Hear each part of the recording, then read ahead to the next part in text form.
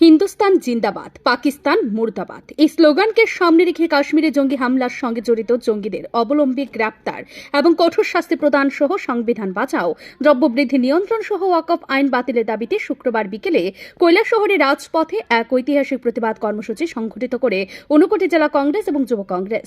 প্রতিবাদ মিছিলের নেতৃত্বে ছিলেন বিধায়ক বীরজিৎ সিনহা, জেলা কংগ্রেস সভাপতি মোহাম্মদ বদরুজ্জামান, কংগ্রেস নেতা রুদ্রেন্দু ভট্টাচার্য, নরসিংহ দাস, চন্দ্রশেখর সিনহা, যুবনেতা জুবের আহমদ খান, দেবাংশ দাস সহ অন্যান্যরা।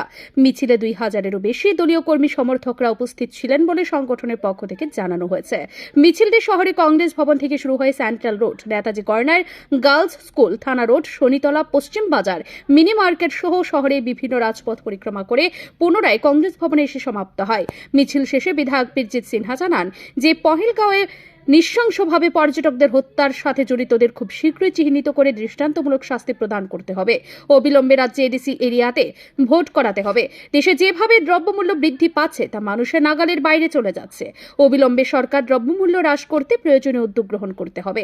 তাছাড়া সংবিধান বাঁচাও, দেশ বাঁচাও এই কর্মসূচির অঙ্গ হিসেবে আগামী 3রা মে কৈলাসহরের চিনিবাগান এলাকায় উপজাতি কংগ্রেসের এক প্রকাশ্য সমাবেশ অনুষ্ঠিত হবে বলেও জানান বিধায়ক বীরজিৎ সিনহা। আমাদের ভারতবর্ষে এমন একটা সন্ধিক্ষণ, দেশবাসী একটা চ্যালেঞ্জের মধ্যে আছে।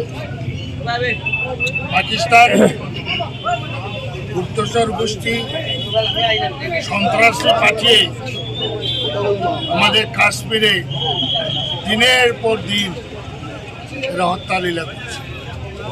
এবার যে পেহেলগাঁওতে পর্যটক নিরীহ মানুষের উপরে যে হত্যালীলা করেছে তারই প্রতিবাদে, এবং দেশে দ্রব্যমূল্য হু করে বাড়ছে এটারও প্রতিবাদ আছে, এবং সংবিধান বাঁচাও, দেশ বাঁচাও এই সামনে রেখে আমরা কৈলাসহরে জেলা কংগ্রেস, যুব কংগ্রেস থেকে আমরা একটা বিক্ষোভ মিছিল করেছি।